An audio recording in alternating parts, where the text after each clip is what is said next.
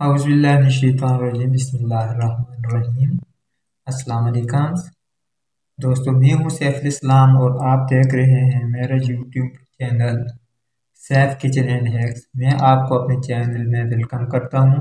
आज आपके साथ में एक बहुत ही टेस्टी, बहुत ही डिलीशियस किस्म की क्रीम शेयर कर रहा हूँ कि ढाबों वाले हमारे दोस्त, हमारे भाई कौन सी क्रीम इस्तेमाल करते हैं फ्रूट चाट में, कि उनकी जो क्रीम होती है वो फ्रूट चाट में रोगन होती है, पॉलिश की होते हैं और बहुत ज़ायकेदार, बहुत मीठी होती है। तो हमारे दोस्त भी सवाल करते हैं कि इस तरह की क्रीम हमें बताएं कि जिस तरह के वो ढाबों वाले इस्तेमाल करते हैं। तो चलिए मैं आपको दिखाता हूँ कि इस क्रीम में कौन कौन से स्पाइसेस, कौन कौन से मसाले इस्तेमाल होते हैं, किस तरीके से ये बनाई जाती है।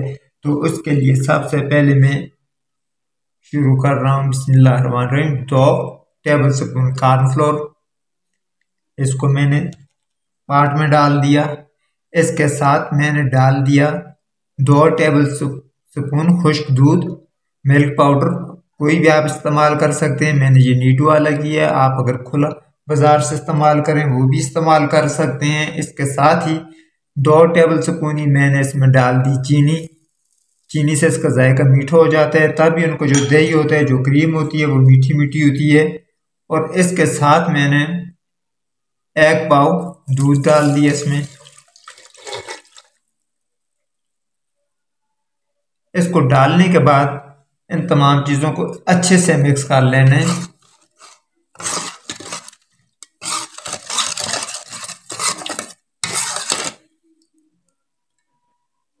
ये अच्छे से मिक्स हो गई हैं। अभी इनको मैंने फ्लेम पर रखना है, मीडियम फ्लेम पे इसको पकाना है। तो व्यूअर ये देखें, इसमें थिकनेस पैदा होगी हमारी इस क्रीम में। अभी इसका मैंने फ्लेम लो कर दिया। अभी लो फ्लेम में थोड़ा सा इसको मज़ीद पकाना है, तकरीबन 2 से 3 मिनट।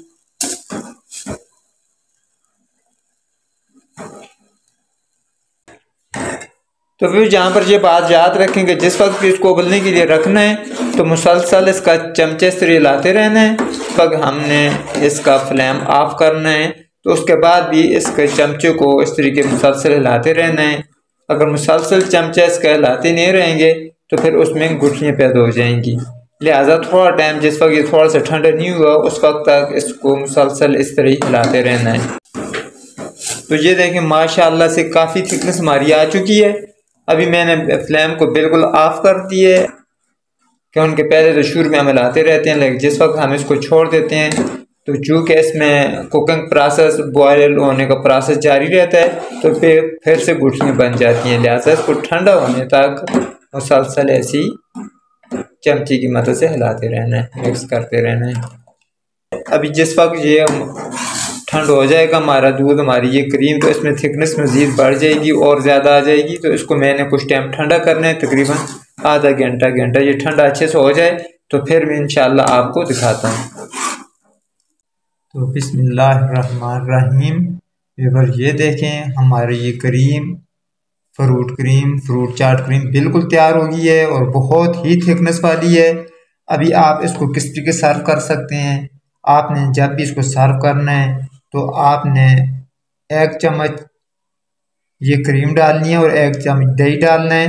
तो आपके जितने भी माशाल्लाह चाट होगा, जितने भी चाट के फ्रूट के पीस होंगे, उनके साथ अच्छे से ये पॉलिश हो जाएगी और इसका जायका भी बहुत ही बेहतरीन, बहुत ही जायकादार आएगा और बहुत ही आपको पसंद आएगी। तो व्यूअर्स, मेरी वीडियो को लाइक कर दें, मेरे चैनल को नए आने वाले दोस्त सब्सक्राइब कर दें। जिन्होंने पहले से सब्सक्राइब किया हुआ है उन लोगों का बहुत बहुत शुक्रिया।